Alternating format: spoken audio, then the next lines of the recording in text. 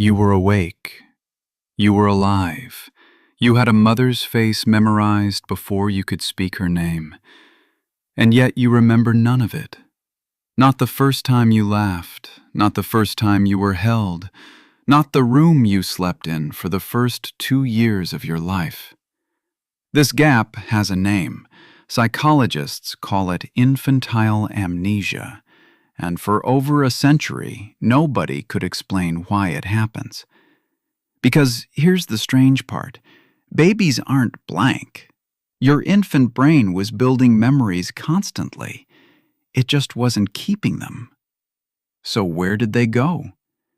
Think about your earliest memory right now. How old were you? For most people, it's somewhere around 3 or 4. Everything before that is silence, a black box, a version of you that existed, thought, felt, and left no trace you can access. For a long time, the leading theory was simple. Babies don't have the language to encode memories. No words, no way to file the experience. That explanation felt clean. It also turned out to be wrong. In 2021, a researcher named Nick Turk-Brown at Yale did something nobody had done before. He put infants inside an MRI scanner. Real babies, awake, watching images, while their brains were recorded in real time. His team found something remarkable.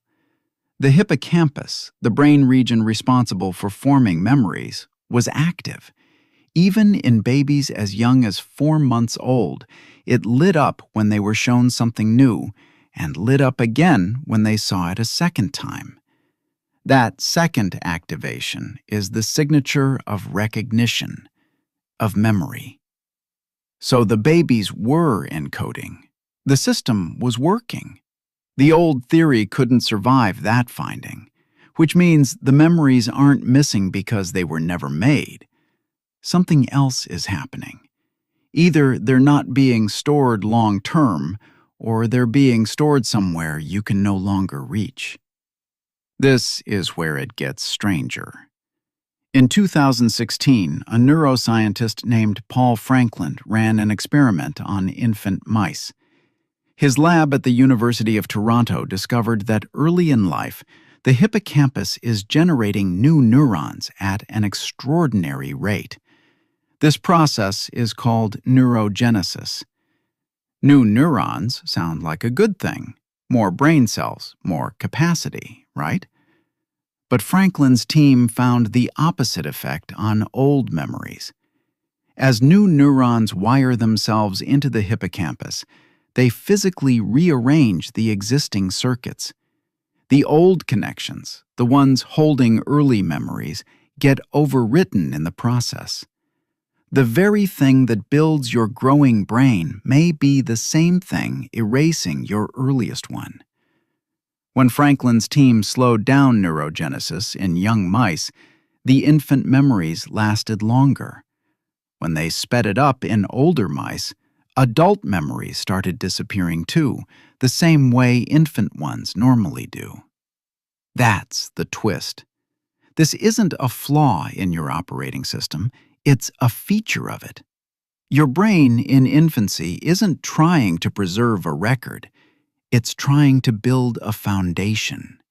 It is laying down wiring as fast as possible, and memory storage is the cost.